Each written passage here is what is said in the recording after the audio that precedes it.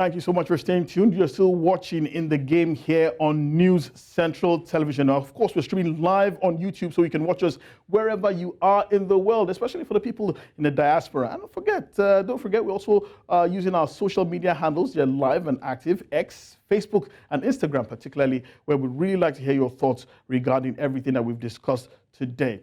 Of course, you know that the Africa Cup of Nations is the biggest event currently going on in the world, and the action doesn't stop, it doesn't quit.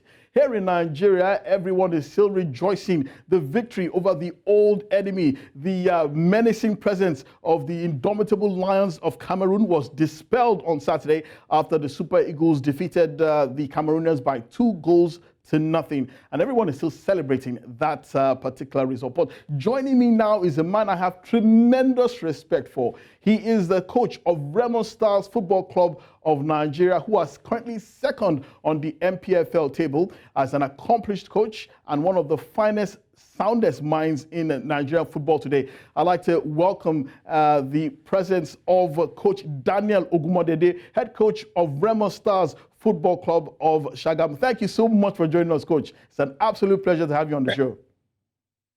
Thank you very much. My pleasure. Well, Coach, let me start by first saying congratulations to you on a great season so far. Remo Stars are currently second on the league log.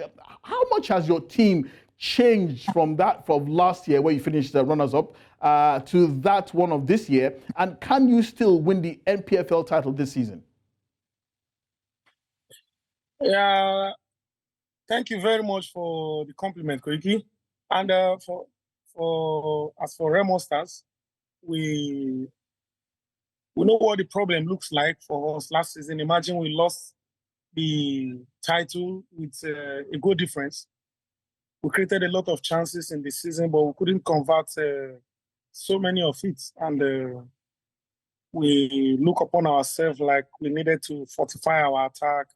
We need a clinical striker that can help to put the ball in the net. We played fantastic football, but unfortunately we scored less goals. So this season we're able to do this better ahead of what we did last season, bringing the person of Sikiru Alimi, which has been doing the magic this season. Imagine in the first round we've been able to score more than the whole of last season. We've already scored 27 goals this season. And this is what looks different from what we have got last season.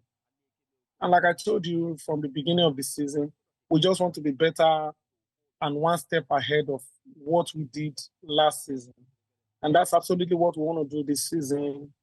And for me, yes, we are still in the race, and for sure, we will come out victorious. Well, Coach, let me just quickly bring you back to this discourse that's been going on in Nigerian football for the past few weeks before the Africa Cup of Nations about how players in the Nigeria Professional League were not included in the AFCON team. Some have mentioned your striker, Sikiru Alimi, and also your right fullback, Sadiq, who has the highest number of assists in the Premier League this season as possible candidates for a place in the Super Eagles team to the Africa Cup of Nations. Do you share this point of view that maybe players in the NPFL should have been included, especially two of your stars? Yes, for me, I think players in the NPFL should have been included. But nevertheless, I am not the man in charge. The Super Eagles have a coach. There will always be head responsible for his action. He knows best. He knows who fits into his system of what he wants to play. And for me, I really don't like to talk about other coaches' decision when it comes to decisions like this. Because I'm also a coach, and imagine I've making selections. Sometimes you leave the best for the bad, you leave the bad for the best. But in all fairness, I think these guys deserve to be in the Nations Cup. They have what it takes to be in the Nations Cup. But the coach has the final decision. I totally agree. Let's talk about the Nations Cup that's currently going on. Let's get to that tournament. Have you been impressed with the quality of football that we've seen so far? For me, nothing changed in our African football. It's more of strength, more of power, maybe speed, and a little bit of tactic, but this is our culture. We can't run away from it. We can't run away from it. Nevertheless, it's a beauty to behold, to see the underrated countries performing a lot of magic. But for me, in terms of nothing really special in the Nations Cup apart from the underdogs performing magic. And it's also like surprising to see the North African teams struggling in the Nations Cup this time around, unlike other time that they completely dominate the African football. So for me, the only surprising thing is this. And in terms of our football, I think we still have a long way to go. For me personally, like I used to say, we still have a long way to go. We need to play more to spaces. We need to be more technically sound. We need to see a lot of surprise goals, which we have seen very few. And I just felt we have a lot of work to do when it comes to playing football in the continent. Okay, Coach. Let's look at the Super Eagles of Nigeria. I mean, against all odds, ahead of the start of the competition, they have actually punched. They've actually made a lot of people quite proud. Surprisingly, they are now on an excellent winning streak of 3 consecutive wins. The last time they did that was actually at the AFCON Cup of Nations in Cameroon, where they eventually lost in the second round.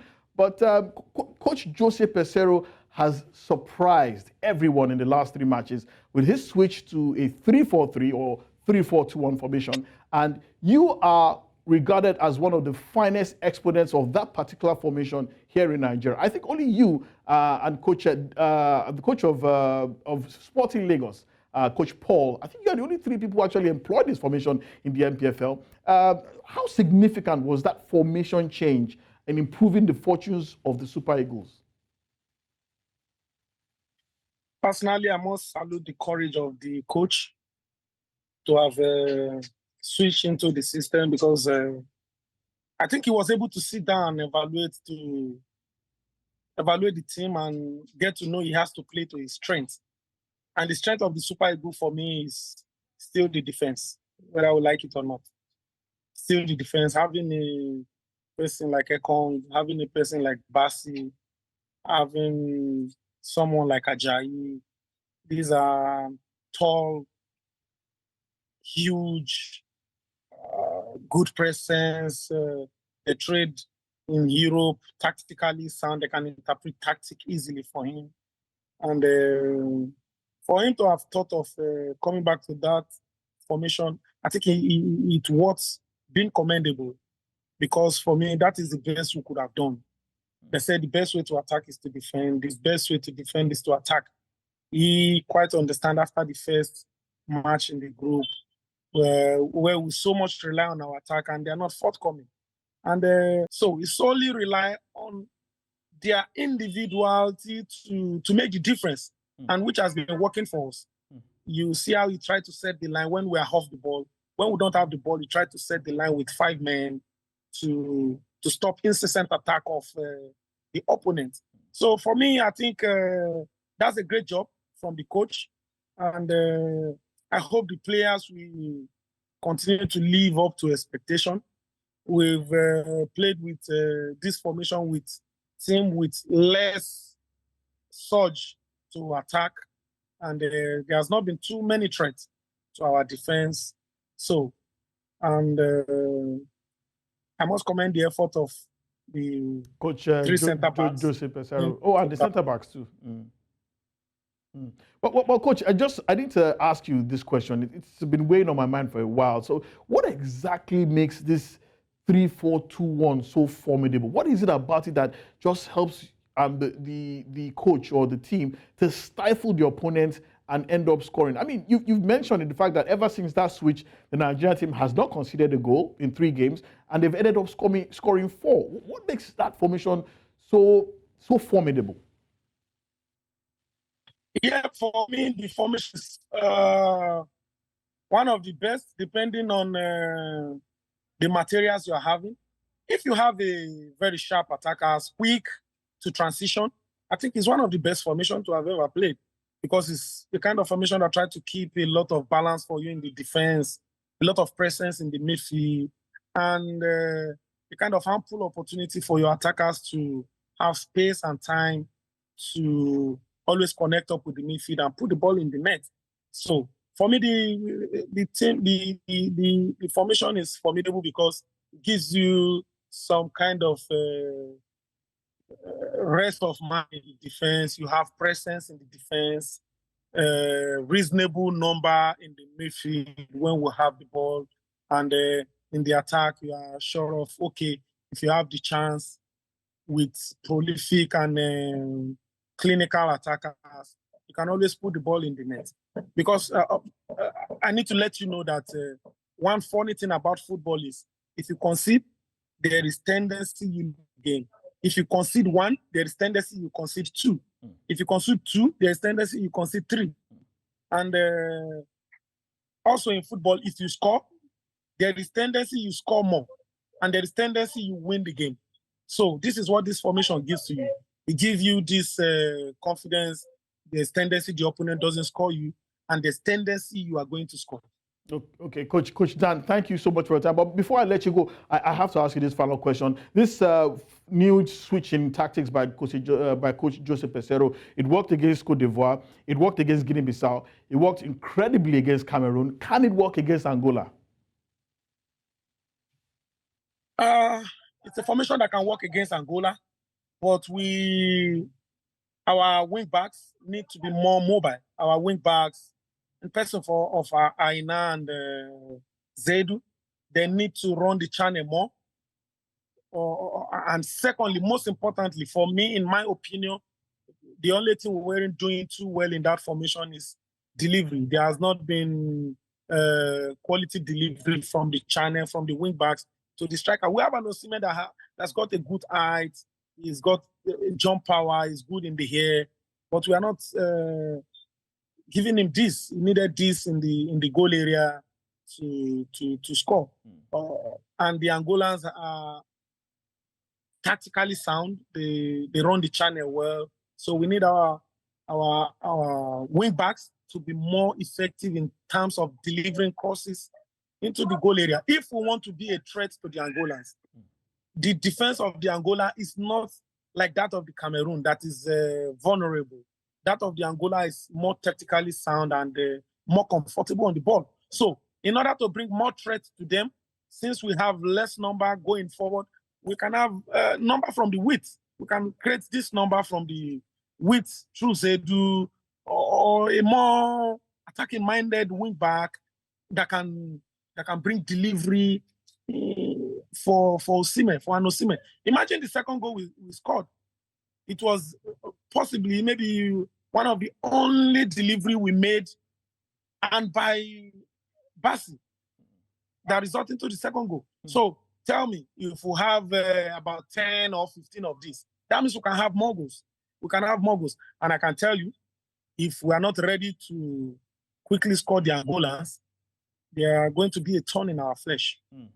Well, Coach Daniel Ogunmodede, coach of Remo Stars Football Club of the NPFL, high-flying Remo Stars, if I may say. Thank you so much for your time. It's been an absolute pleasure talking tactics with you, and we hope that we can hear from you sooner rather than later. Thank you so much for your time, Coach Dan.